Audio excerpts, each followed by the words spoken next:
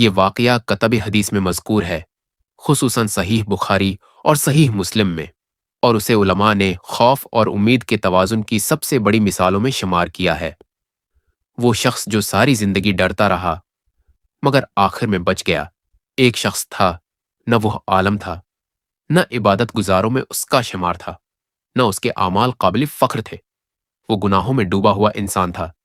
زندگی گزری، وقت گزرا، اور بڑھاپا آ گیا۔ اب موت قریب تھی۔ بستر پر لیٹا ہوا وہ کانپ رہا تھا۔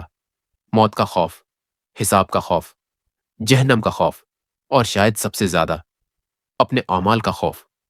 اس نے اپنے بیٹوں کو بلایا، کہا، میرے بیٹو، میں نے زندگی میں کوئی نیکی جمع نہیں کی۔ اگر اللہ نے مجھے پکڑ لیا تو میں ہلاک ہو جاؤں گا۔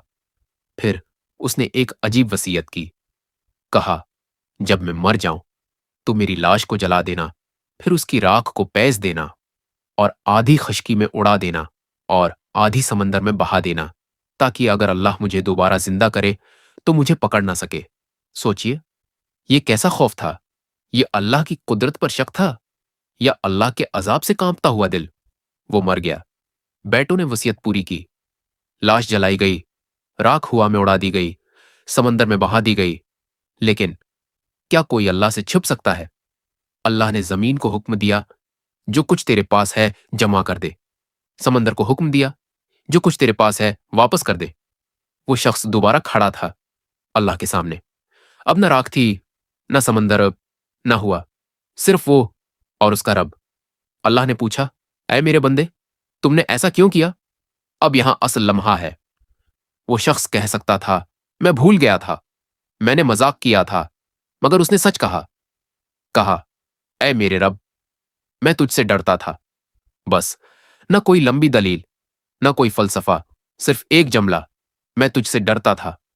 اور حدیث میں آتا ہے، اللہ نے اسے معاف فرما دیا۔ سوچئے، اس کے اعمال کامل نہیں تھے، اس کی سمجھ مکمل نہیں تھی، اس کا طریقہ غلط تھا، مگر اس کے دل میں کیا تھا؟ خوف۔ مگر صرف خوف نہیں، اگر وہ مکمل نامید ہوتا تو وصیت کیوں کرتا؟ وہ کہتا، جو ہونا ہے ہو جائے، مگر اس نے بچنے کی کوشش کی۔ یہ خوف اور امید کے درمیان کی کیفیت تھی۔